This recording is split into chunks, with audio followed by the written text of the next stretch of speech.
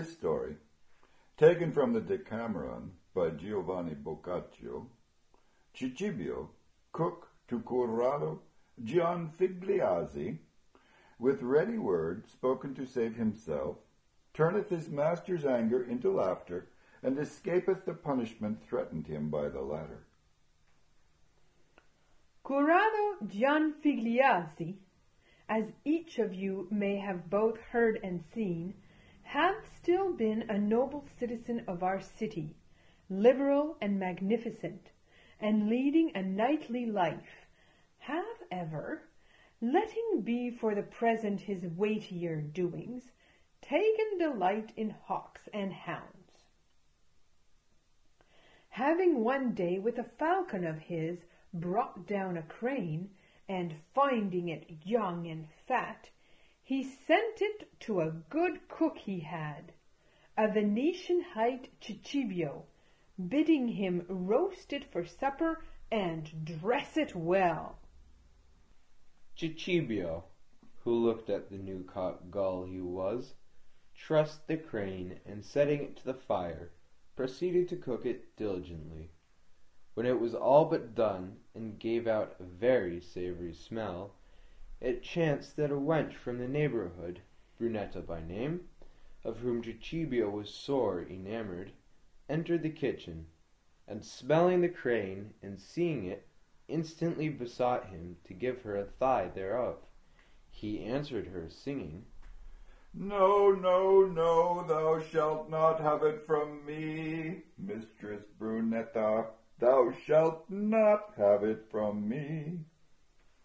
Whereat she, being vexed, said to him, I give you 1 second to decide, Chichibio.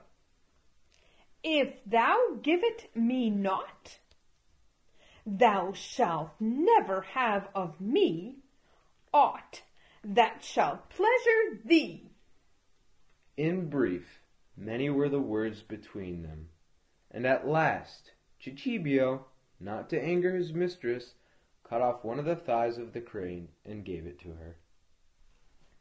The bird being after set before Corrado and certain stranger guests of his, lacking a thigh, and the former marvelling thereat, he let call Chichibio, and asked him what was come of the other thigh. Whereto the liar of a Venetian answered without hesitation, Sir, cranes have but 1 thigh and 1 leg. What a lying Venetian devil you are! They have but 1 thigh and 1 leg? Have I never seen a crane before? Sir, it is as I tell you, and whenas it pleaseth you, I will cause you to see it in the quick. Corrado, out of regard for the strangers he had with him, chose not to make more words of the matter, but said, Since thou sayest thou wilt cause me to see it in the quick, a thing I never yet saw or heard tell of, I desire to see it tomorrow morning, in which case I shall be content. But I swear to thee that if it be otherwise, I will have thee served on such a wise that thou shalt still have cause to remember my name, to thy sorrow, so long as thou livest. There was an end of the talk for that night. But next morning, as soon as it was day, Corrado, whose anger was nothing abated for sleep, arose, still full of wrath, and bade bring the horses. Then, mounting Chichibio upon a round seat, he carried him off towards a watercourse, on whose banks cranes were still to be seen at break of day, saying, We shall soon see who lied yestereve, thou or I.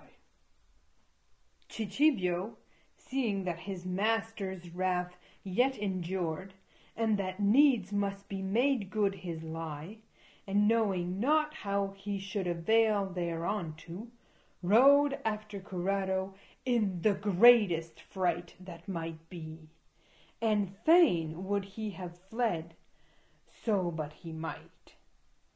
But seeing no way of escape, he looked now before him, and now behind, and now on either side, and took all he saw for cranes standing on 2 feet. Presently, coming near to the river, he chanced to catch sight, before any other, of a round dozen of cranes on the bank, all perched on one leg, as they do when they sleep.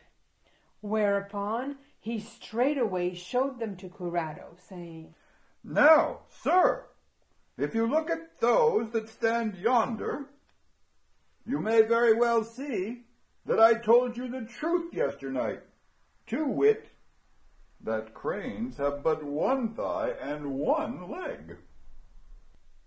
Corrado, seeing them, answered, "Wait, and I will show thee that they have 2. And going somewhat nearer to them, he cried out, "Ho, ho!" At this the cranes, putting down the other leg, all after some steps took to flight.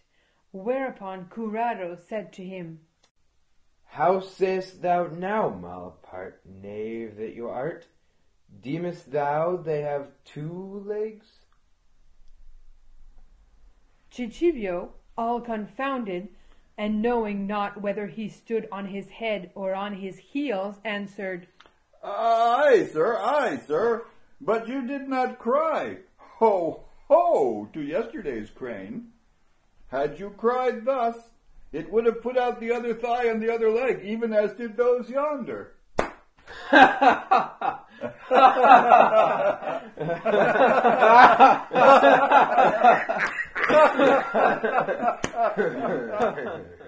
This reply so tickled Corrado that all his wrath was changed into mirth and laughter, and he said, "Chichibio, thou art in the right indeed. I should have done it." Thus, then, with his prompt and comical answer, did Chichibio avert ill luck and made peace with his master.